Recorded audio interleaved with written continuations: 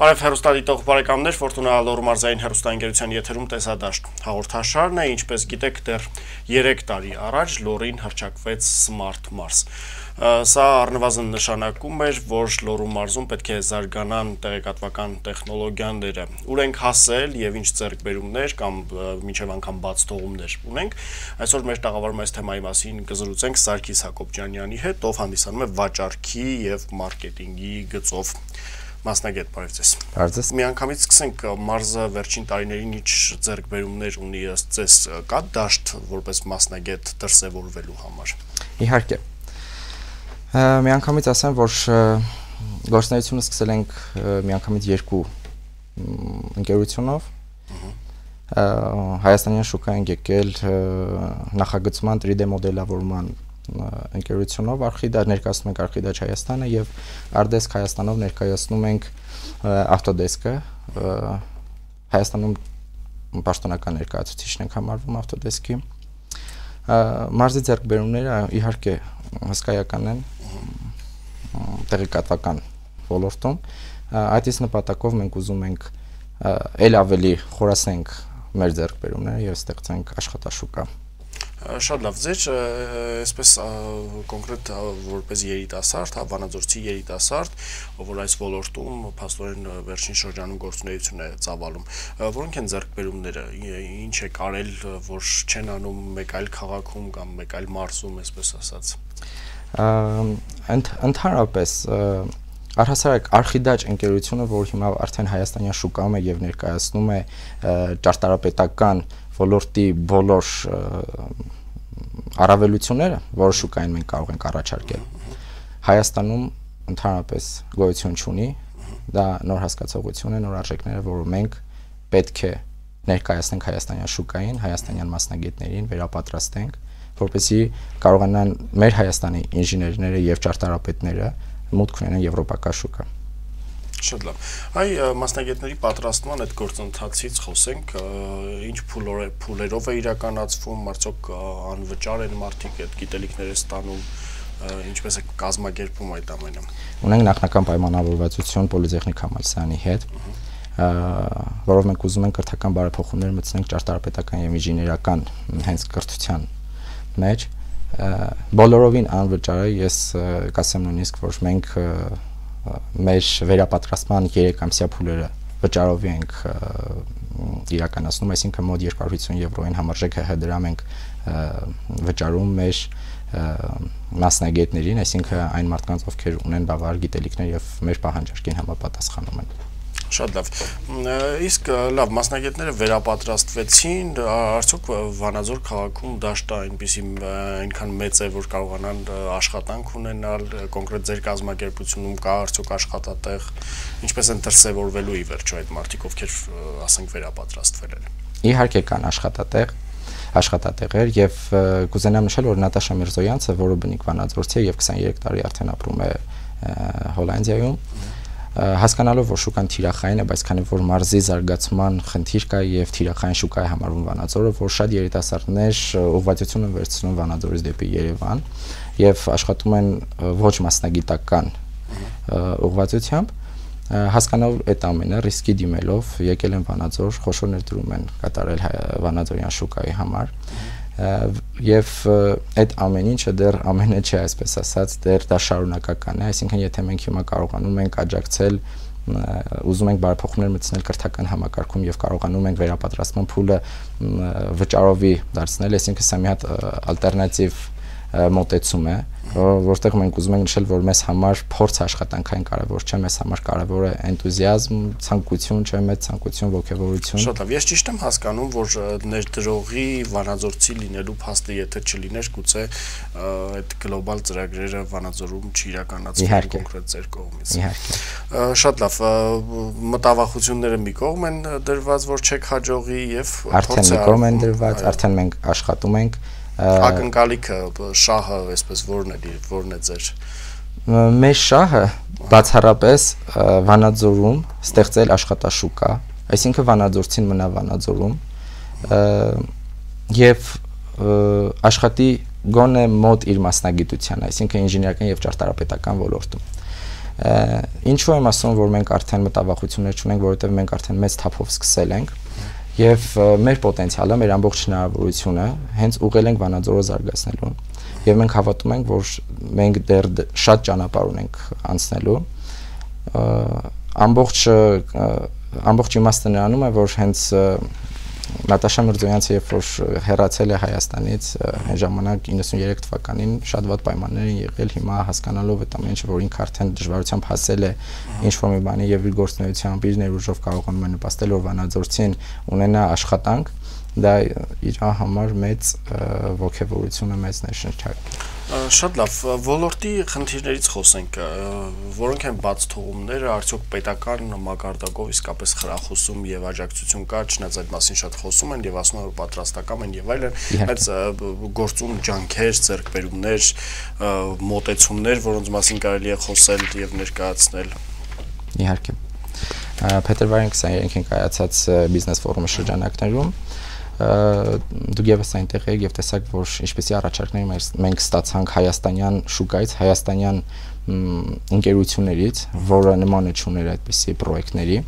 այսինքն մենք ինչի վստահություն եւ ներշնչանք տվեցինք այդ ընկերություններին, որ մենք կարող ենք այդ պրոյեկտներն իրականացնել առանց որևէ դժվարության, որտեղ մարդիկ հասկացան, որ մենք ներմուծել ենք մի արժեհամակարգ, որին մենք հավատում ենք եւ միջևերջ պետք է հավատանք եւ մեր տեխնոլոգիաները, մեր ծրագրերը ամենաբարձր մակարդակի վրա են գտնվում։ Այսինքն դա առաջի վստահության քայլն էր։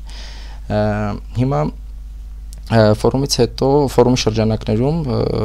վարչապետի մակարդակով հանդիպում եղավ, անձամբ վարչապետը այցելեց արդեն մեր գրասենյակ, անձամբ ծանոթացավ process-ին, անձամբ ծանոթացավ իրական պրոյեկտներին, որոնք մենք արտահանում ենք դեպի Եվրոպա եւ եվրոպական շուկա եւ իր մեծ վստահությունը հայտնեց մեզ, որ պատրաստ է պետական մակարդակով աջակցություն ցուցաբերել։ Բոլոր կառավարությունները ըստ էության պատրաստ են եղել եւ միշտ ասել են, որ պատրաստ են։ Ունենք հստակ մոտեցումներ, աջակցության ձևեր, որոնք այդ process-ը հիմա մշակվում է իրավաբանական մակարդակով եւ մենք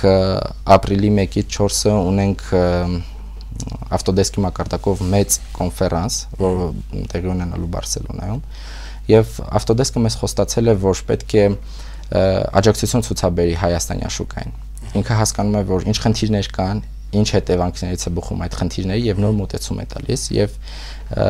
պարոն վարչապետին մենք անձամբ ասել ենք մեր ասելիքը,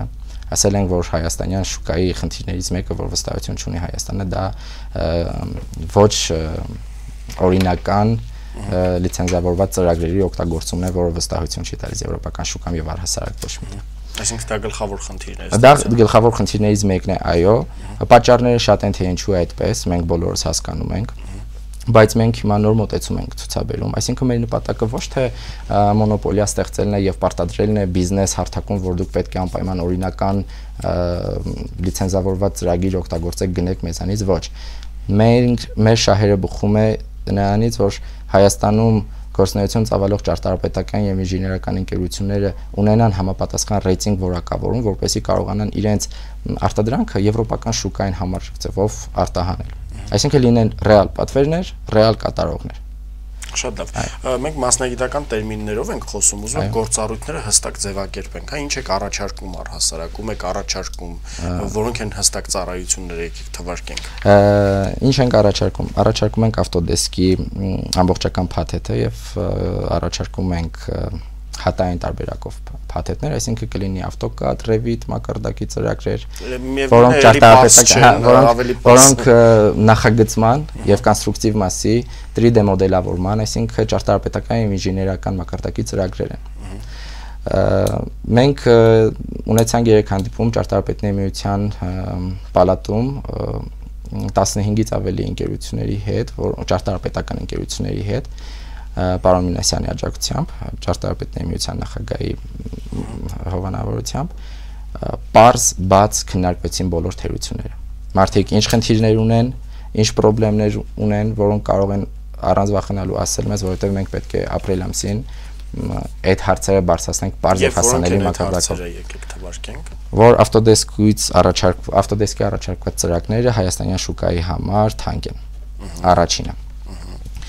Երկրորդ խնդիրը գալիս է, որ արդեն Հայաստանի տնտեսական վիճակը չի դա թույլ տալիս, բայց դա արդեն պատճառահետևանքային մոտիվներ են, եւ երրորդը, երբ որ հանդիպուն ժամանակ հնչեց այսպիսի մի առաջարկ, ապահովեք մեզ շուկայով եւ մենք կօգտվենք լիցենզավորված ծրագրերից։ Մենք շատ պարզ բացատրեցինք որն է մեր այցի նպատակը, ինչ հետևանք ունի այս ամեն ինչը, եւ մենք որ ոչ թե ուզում ենք շուկայով ապահովել ճարտարապետական ընկերություններին, այլ այդ ամենը պետք է իրականացնեն իրենք, բավականաչափ վստահություն ունենալով դեպի եվրոպական շուկա։ Մենք բացատրեցինք որն է հերթականությունը։ Եթե այսօր աշխարհի պահանջ օրինակ Revit 3D մոդելավորման ծրագիրն է ճարտարապետության մեջ, այսինքն մենք պետք է հասնենք այդ մակարդակին։ Երբ որ մենք կհասնենք այդ մակարդակին, կունենանք այդ ծրագիր եւ կօգտագործենք, կտիրապետենք այդ ծրագրի ամբողջական փաթեթին, դա արդեն կբերի։ Իսկ շատ ենք հետ, եթե օրինակ տարեթվերով էսպես։ Շատ ենք հետ։ Օրինակ որ թվականում ենք մնացած դեռևս։ Օգտագործում են քրեքներ 2004-2007 եւ մի քիչ ավելի բարձր վերսիաների ծրագրեր, որոնք արդեն ջարդված են, հա։ Հավատացեք, որ ճարտարապետության եւ ինժեներիայի մակարդակով դրանք շատ հետ մնացած արդեն ծրագրեր են եւ նշեմ, որ ջարդված ծրագրերը չունեն թարմացվելու հնարավորություն։ Այսինքն մենք բացատրեցինք մեզնով հետաքրքրված ճարտարապետական ընկերություններին, որ դուք ինչ շահ կարող եք ունենալ, երբ որ աշխատեք լիցենզավորված ծրագրով, ինչքան կարող եք տնտեսել եւ ինչքան կարող է հեշտանալ ձեր աշխատանքը, որովհետեւ մենք անվճար ապահովելու ենք տրեյնինգով, կոնսուլտացիոն ձևով եւ աջակցելու ենք 24/7 հարաբերությամբ, այսինքն մենք հասանելի ենք լինելու, որ վստահություն ենք շնչում հայաստանյան շահառուներին։ Շատ լավ, եւ գիտեմ, որ համագործակցության այսպես եզրեր կան, գոնե բանավոր դուք էլ նշեցիք տարբեր կրթօջախների հետ եւ այլն, բայց ես անհատ քաղաքացի եմ, օրինակի համար հետաքրքրված եմ ոլորտով, ուզում եմ ինչ-որ նորամուծություններ սովորել եւ այլն եւ այլն։ Արդյոք կա զուտ անհատին աջակցություն, այսպես ասենք, ձեր կողմից։ Իհարկե կա։ Եվ մենք բաց ենք, մենք միշտ ուզում ենք աջակցենք ով կցուցաբերի, այն մարդկանց ով կցուցաբերի մեր հանդեպ բավականաչափ էնտուզիազմ, ցանկություն, ոգևորություն, որ պատրաստ կլինի աշխատել, ինքնակրթվել, հասնել այդ մակարդակին։ Եվ ասեմ, որ նշեմ, որ մեր թիմը արդեն 10 հոգանոց թիմ է։ Եվրոպայից ժամանած ավտոդեսկի որակավորում ունեցող մասնագետը, երբ որ մեզ համար պլան էր առաջարկել, որ մենք պետք է 3 ամսվա կտրվածքով այդ ամենին հասնենք, որպեսզի ամբողջական փաթեթը ավարտենք եւ մենք կարողանանք աշխատել արդեն իրական պրոյեկտների վրա։ Մեր թիմը ընդամենը ավարտեց 1 ամսում։ Շատ հետաքրքիր է, 10 հոգի, բոլորը Վանաձորից են։ Բոլորը Վանաձորից են։ Որքան աշխատավարձ եք կարողանում ստանալ միջինում, եթե իհարկե դա գաղտնիք չէ։ Գաղտնիք չէ, մենք բաց ենք, մենք ոչ մի գաղտնիք չունենք մեր քաղաքացիներից։ 250-ին համարժեք ՀՀ դրամով մենք վարձատրում ենք սկսնակներին վերապատրաստման 3 ամսվա փուլին։ Այո, պետք է ցանկություն, բավարար գիտելիքներ։ Հիմա եկեք ավելի բարձ մեր հեռուստադիտողների համար, ինչպես են մարդիկ, ովքեր հետաքրքրված են փաստորեն, ինչպես են դիմում ձեզ, ինչպես են գտնում եւ որքան ժամանակ է պետք այդ աշխատավարձին հասնելու համար, այսպես ասած, ձեզ եթե այդ այսինքն 250 եվրոից ավել աշխատավարձին, այդ աշխատավարձին հասնելու համար որքան ժամանակ է պետք մարդը ծախսի, եթե ունի մեր պահանջներին համապատասխան որակավորում, այսինքն